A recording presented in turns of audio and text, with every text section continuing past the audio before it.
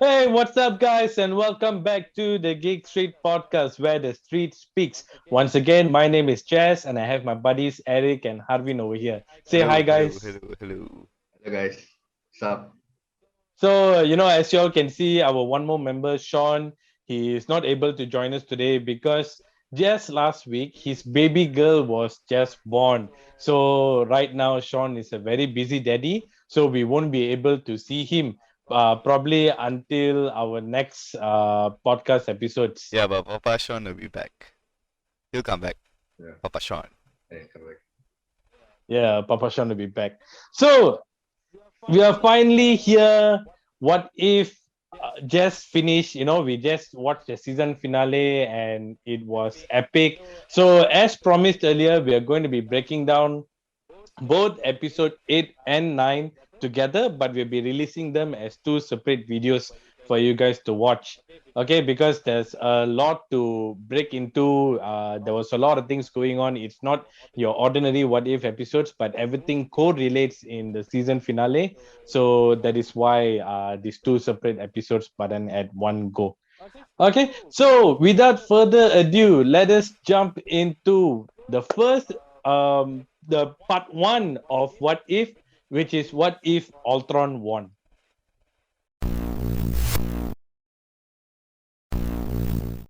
So this is a very sad episode. The episode immediately begins with destroyed Earth, like a post-apocalyptic Earth, and we see, Natasha on her bike running away from the sentry drones, and we also see Hawkeye now spotting a robotic arm, something like a cyborg. I think he's the new Winter Soldier or something, and he has some added gears. He has a robotic arm. He has the cloak of invisibility, probably stole it from Harry Potter. But I think we saw a hint of this kind of technology back in Captain America, Winter Soldier, and all, and Black Widow when Natasha uses the face cover thing. That is sort of invisible Yeah, Yeah, like I that. think they actually have that kind of tech a long time ago. Maybe this time they figure out how to use it on a human or something like that. Made it into a cloak lah, because he was literally wearing a cloak even. Mm-hmm. And one more thing I just want to say, I also didn't notice this, but Clint was actually Hawkeye was actually a left-hander, but this time he was a right-hander in this series. oh, Or was it the other way around? I yeah, think it was no, yeah, he was left in the movies and the previous episode, but this one he was right. So it's just to state okay, that it's a different Hawkeye. nice. Oh, I like okay, it. okay. Yeah, I like yeah, a yeah, sharp makes mind. sense. Yeah. So they are running away from the sentry drones and everything, and they managed to fight off few of the sentry drones, and it turns out that they are actually in Russia. So they are going to search for something in Russia, and then the Watcher says it's all from one man's dream. So it all began from Tony Stark. Like he created Ultron, and but in this universe, Ultron actually got his wish. He got the body that was supposedly to be uploaded with Jarvis to become Vision, but Ultron uploaded himself in there. So he defeats the Avengers, and this one is like an easy to miss thing. The location where he defeats them is actually the Nexus Internet Hub in Oslo, Norway. This is the same thing that can be seen in Avengers Age of Ultron when Tony goes to an huge internet hub searching Yeah, for Ultron. Yeah. And we also see Ultron defeating them and Tony spotting the Mark 43 suit. I think one of the most beautiful suit, the 42 and the 43. And he accesses the nucleus and, lay waste on planet Earth. And, Ultron, he's already cleared everything. And I think he would have been done with his job if Thanos didn't appear. But yeah, Thanos decided to appear to Ultron while he was standing on a destroyed Avengers Tower. And it's so funny because he didn't even get to say a word, and Ultron just goes like fascinating and just slices Thanos in half, and he dies. Wait, before And you go beyond, uh, Ultron actually got his initial plan because in the movies he wanted to nuke the whole world down, and Tony was the one who stopped him the last time using Jarvis, but this time around he got I mean, he already banished Jarvis. He got his vision body, so he was able to get the nukes out and let everybody kill each other naturally, instead of like trying to use a small part of the Earth and using it as a meteor like in the movies. And this is for me, it's funny, but the way Thanos died, he was actually sliced in between. Like all things should be balanced, like all things should be, and that is something Thanos wanted. so that's all. basically Thanos got his wish lah, in a different way. Yeah, he got a balance of both. I mean, also, it's also funny. Like people now asking, like, why Vision? You didn't do this earlier in Infinity War. What took you so long in doing No, that? You know? I think that's because like Vision had mercy. I would say not mercy lah. He was more like I mean, he wasn't a brutal He has his droid who code wanted to lah. kill lah. Yeah, he had feelings. He was still searching for himself. He was not Yeah, after true. vengeance or going on a kill streak like a serial killer or something. Excuse me. It was a different vision. I mean, he even got distracted and tried almost killed off Captain Rhodey in Civil War. Yeah, so Yeah. he's a half human kind of. He has feelings lah. He's not a droid, not like Ultron is. Yeah, and plus, he was sick in the med bay in Infinity War, so probably he could. Yeah. So yeah, Ultron, he takes all the stones at one go. I think he did a much more better job than Thanos. And this is the actual age of Ultron. This was the one that was meant to happen and meant to be seen. So I think they did justice to the movie in this sense. And he immediately, the moment he got his stones, he realizes there's other planets in the universe, and he sends his sentry drone.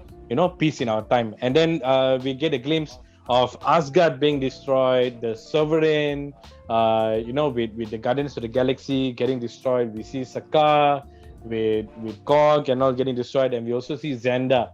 Okay, and once they're destroying Xandar, Captain Marvel comes and intervenes, and she makes a Terminator reference over there. Yeah. She says, "Listen, Skynet, I watch all these robot movies and I don't need a sequel."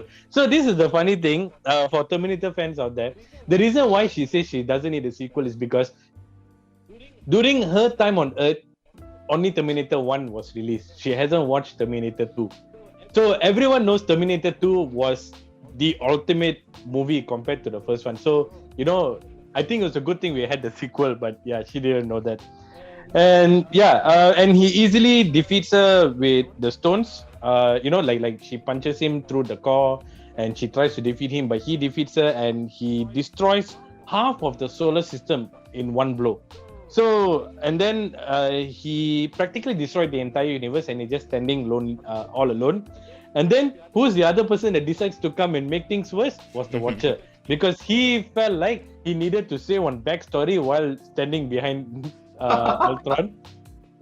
And of course, Ultron, because he has all the stones, I don't know how did he become I would say aware of the Watcher, but yeah, he's aware. And No, even the Watchers. I actually did my research on this. When it comes to the Watcher or Celestials, even there's a thing called cosmic awareness.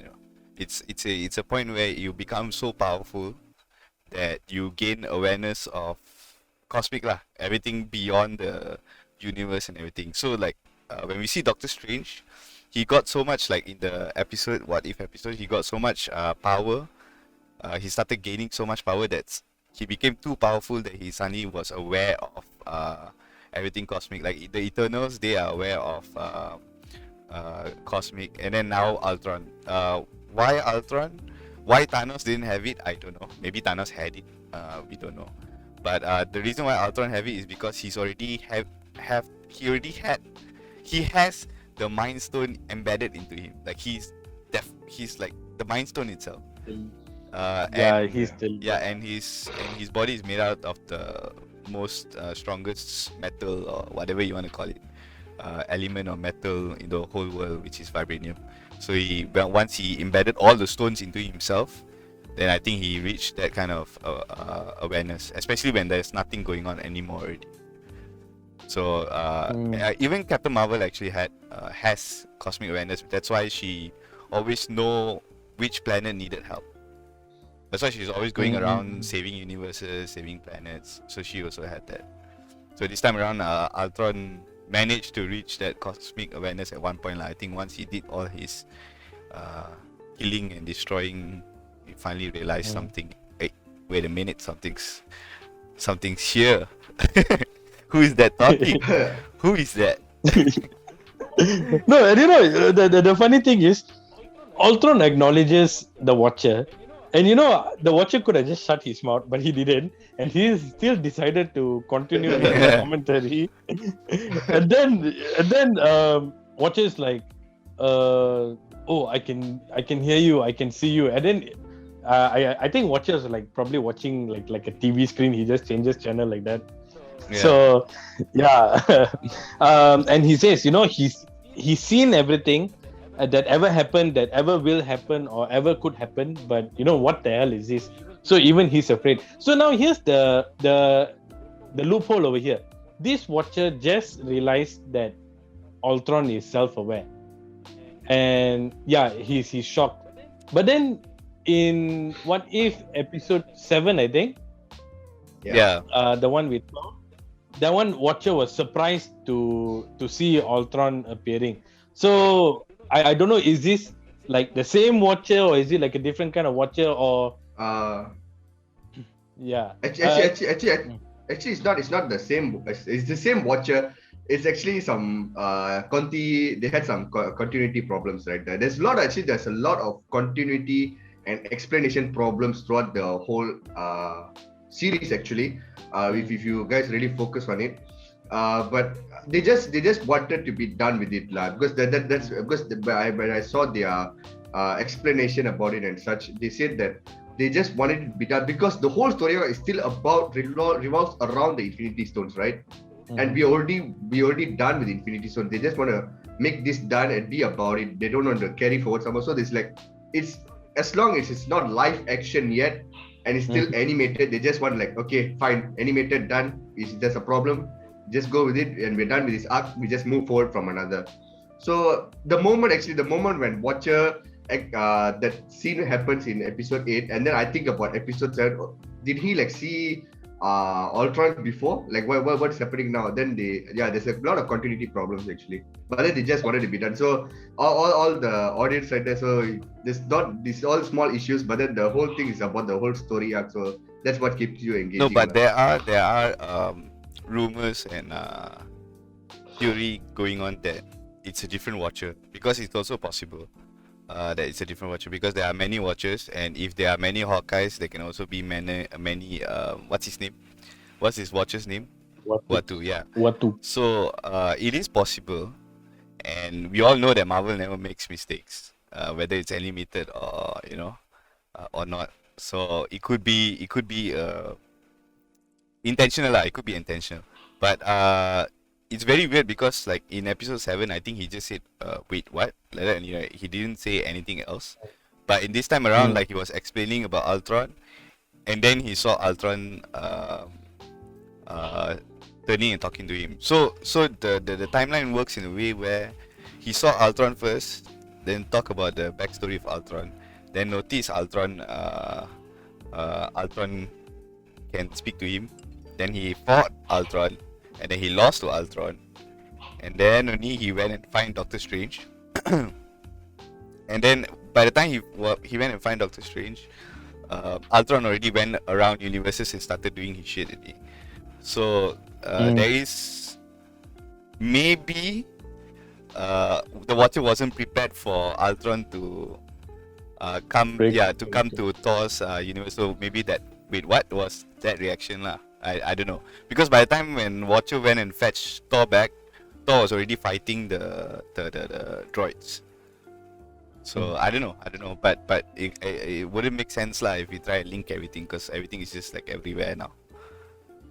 But fret not, because there were actually fan theories saying that because your Watcher is a celestial being, so he watches everything I mean, whatever that happens in the universe, it doesn't necessarily have to happen in one timeline.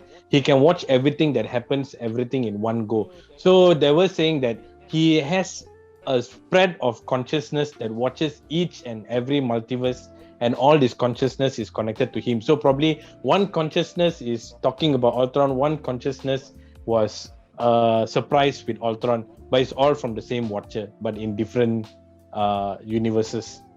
That kind of thing also. He's a man with a big head. Talking about fan theory, right? Honestly, I even though if Marvel tends to have this kind of problems, right? I think the only person people are saving their assets from this kind of problem are the fans. They'll come up with this kind of theories, and then they will give a solution to that problem, and then Marvel, okay, thank you so much for helping. But it's your fault, yeah. Okay, so anyways, the Watcher says that there's still hope for the universe, although Ultron is destroying and everything, and he tries to go and ask for not ask for help, but try to push Hawkeye, Clint Barton, and Natasha, to find a solution. So they're in the KGB archives. Then there's a Indiana Jones Raiders of the Lost Ark reference, because in Raiders of the Lost Ark and the Crystal Skull, we see that giant warehouse, and they try searching for a code, and then of course Natasha finds the Red Guardian shield. So I'm assuming that Alexei is still in prison or something, and Clint almost reaches for the file, but then he didn't. And over here we can see Watcher being so desperate. He's not like that celestial being we always see. He's like oh, come on, you're human, don't give up, come on, just do it. Yeah, and then Clint of course says a Star Wars reference, saying that that star plan is not at the main computer, and they finally find the unnamed Zola file, and somehow, and this is the scary part, where Ultron finally breaks through the multiverse barrier. So the Watcher was like, oh shit, man. So he breaks through the barrier, and he said that it's his purpose to silence the universe, and he wants to silence all the universes. Okay, and then we jump back to Natasha and Clint. They actually go to Siberia. That big, I would say, what's the word? Silo. No, I forgot the word. Some kind of big warehouse, lah. Okay, yeah, and then the silo we see in Winter Soldier. Yeah, not Winter Soldier, Civil War. Sorry, Civil War. Civil War. Sorry. Yeah, so they see they find the computer, and that is the second copy of Anim Zola compared to Camp Lehigh, which was destroyed in Winter Soldier also. And they put up Zola, and he mentions their names: Natasha Eleonova Romanov. So we know her full name, and we also know Clinton Francis Button. Okay, so they say that they want to infiltrate the Ultron code, and they immediately try to set a trap with Ultron. It's damn funny because Natasha calls the Avengers Tower and she tries to order pizza. Yeah. And even Ultron also like, who is this? I'm gonna send someone. So Clint uploads Zola in an arrow. More like he downloads Zola, and then when the sentry drones come in, he shoots the arrow and uploads Zola into one of the sentry drones. And over there we can see Natasha using Red Guardian shield. So there's like a Captain America moment over there, and we get to see more of this added gears that we didn't see in the movie. Like Hawkeye has this net arrow and stuff like that. And later on I'll cover more on that. Shield. And that force shield later on. The explosion, big explosive, whatever lah. So of course the sentry drones are chasing them, and they climb up the force field. They climb up the silo, and that's when Hawkeye shoots the force field, and he sacrifices himself. So in Infinity War, Natasha sacrifices herself, and in this one, of course, it's right for Clint to sacrifice himself. So Infinity War, Endgame lah. Endgame. Oh, sorry, yeah. Endgame. Yes. Yeah. Piece of the fans. Yeah, man. It's very. My apologies. It's very sad. Endgame. emotional phase we all went through. My apologies. Yeah. But then that particular shot of Hawkeye going towards it was damn cool actually. It was damn. I was like so fascinated that even the animation, it was so cool. They can actually do this kind of thing. It was damn cool. Yeah, the animation Yeah. for these 2 episodes were kind of sick, lah. I'll give them that. Yeah. It's damn nice. Nice to watch. It gives a more movie Yeah, vibe. yeah. It's really nice to watch. Yeah. So, Natasha and Zola, they escape from the silo, and he says that he cannot connect to the hive mind because Ultron is no more in the observable universe.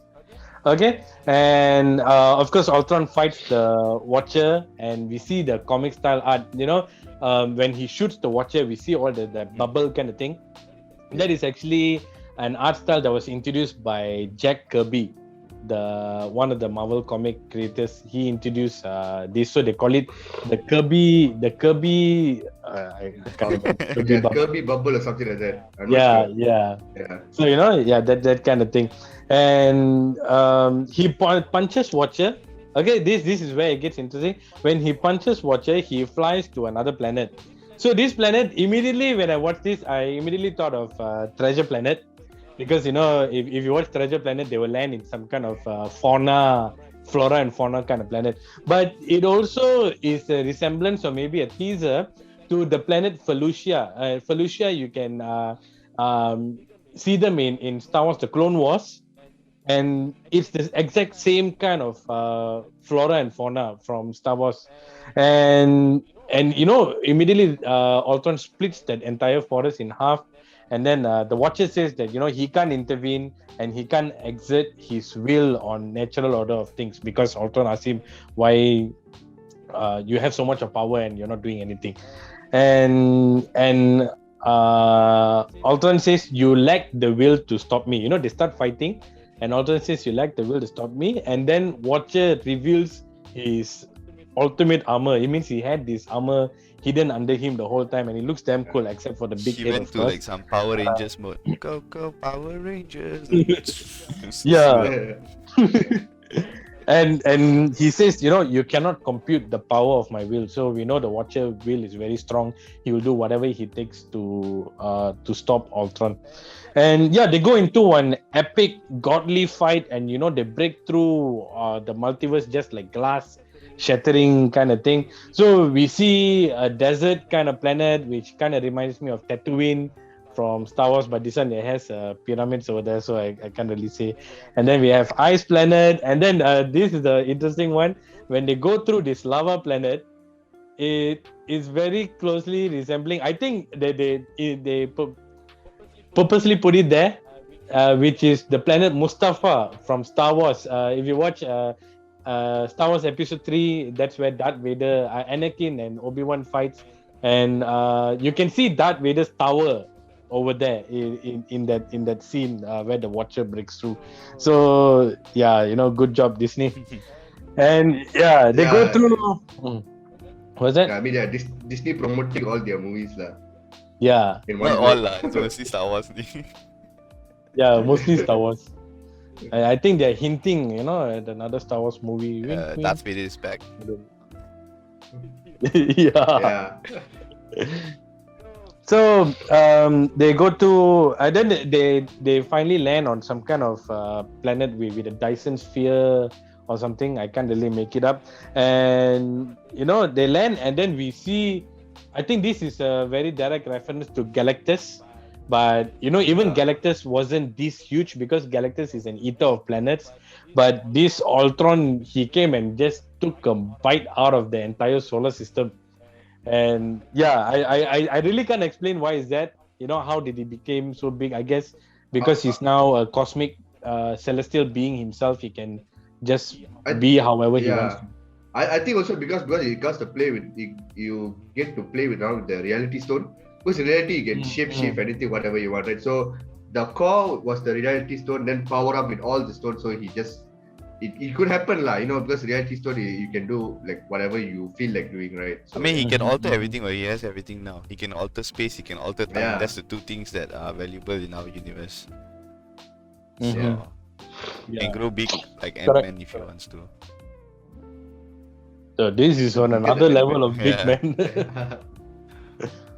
So yeah, the moment when he destroys the galaxy by taking a bite out of it like a cookie, Watcher lands on a reality where Steve Rogers runs for president.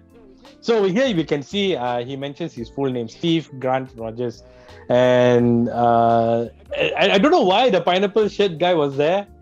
You know, this was the same guy from the Thor episode. We see the pineapple shirt guy, and then now we see him over here. I don't know, is he some kind of multiversal being? No, I don't know. maybe they kept using the same background crew. They didn't bother changing. Didn't bother changing the Okay, background come to crew. this multiverse.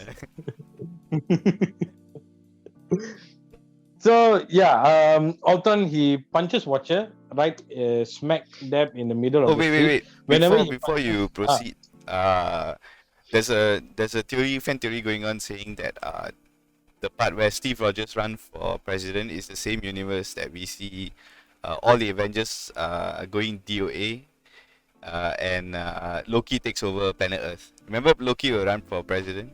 Yeah, so there's a rumor that this one, Steve Rogers actually come back from ice. He takes up the Captain America mantle, saves the planet, and then takes over presidency from Loki. Yeah, because the reason why they say this is because there's a same was it the same theater or a same banner that we see when Loki was there? I forget what was it called. the institute, Some institute or something. Then you see the exact same thing, exact same scene when Steve Rogers was saying his oath. Yeah. Oh no, it was a play. It was a play. Some play. Yeah. So there is a possibility, and also in the movies itself, in Civil War. Steve Rogers actually said that he would run for. He kind of said that he would rather have leadership and presidency, so that they can take care of their own and everybody else instead of relying on normal people to rule the earth or something like that. He said in Civil War. So it's a possibility that he will actually become presidency after saving from Loki. But now, if that were the case, right, it'd be damn funny when it ties into the ending of episode 9. But we'll jump into that later. Jump into that later. Thanks for the sneak peek, Jess. Yeah. So when Ultron punches Watcher, we see the multiverse changing around them. We see a version of Wakanda. We see medieval times, people, and we see the Skrulls, and then we go back to an icy planet again. So this icy planet looks like a dystopian planet, but with cities and all over there. And you know, he tries to kill the Watcher by cracking his head. The same thing that Captain Marvel tries to do on Ultron. He does this on the Watcher, but the Watcher escapes. You know, he escapes, and Ultron says, you can run, you can hide, you can watch, but no one can stop me now because he's really that powerful. And then we see the Watcher who took an oath to never interfere with things. He ends up seeking refuge in Strange Supreme's small little universe, and he breaks his oath finally, and he asks Strange Supreme for help. And then the episode just ends like that. They'd be like, Dad, cannot help me, but now I must help you. Exactly. You let me destroy my universe. No, but it's so funny how he actually, how Strange Supreme's small pocket dimension becomes a safe spot because in episode 9, I think we'll go there later also. They actually said that Ultron actually goes to places where there's a lot of living things or living people. So in Strange One, he's the only one. So Ultron is never going to visit there. Ultron is never going to go there. Yeah. So it's funny how that eventually becomes the safe haven for the Watcher. Yeah. Yeah, there are mini. What's the word?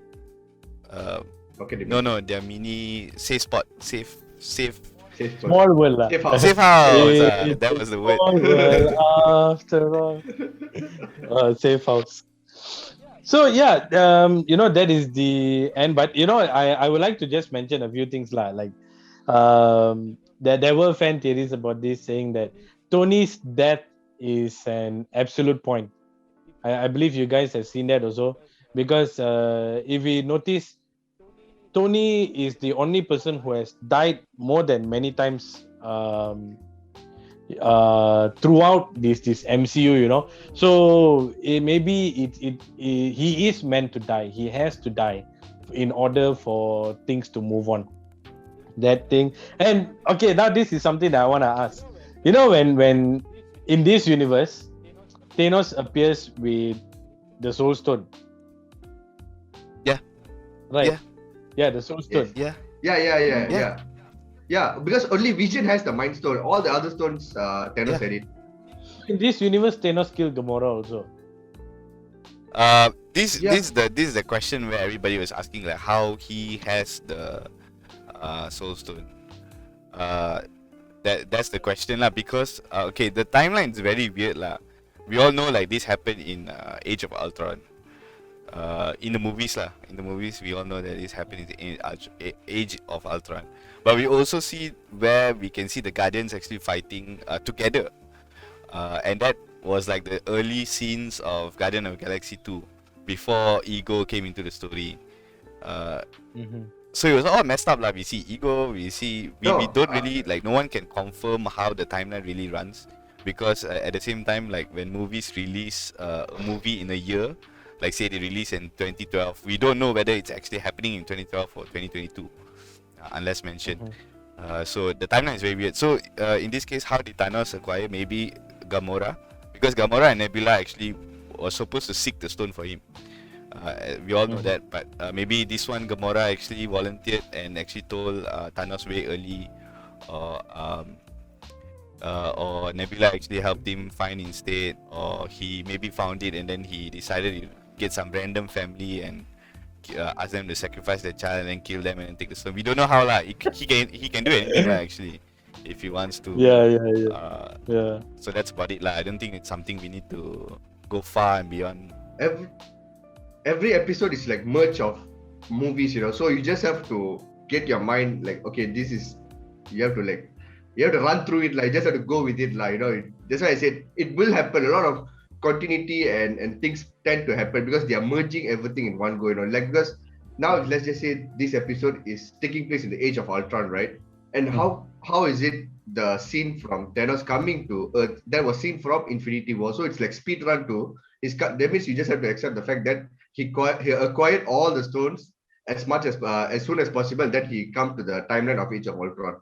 And that's when Vision. So you just have to try to process and then just go. I mean, if we think about the Soul Stone also, like, we can ask how did he get the Time Stone even when the Time Stone is actually in with the Sanctuary.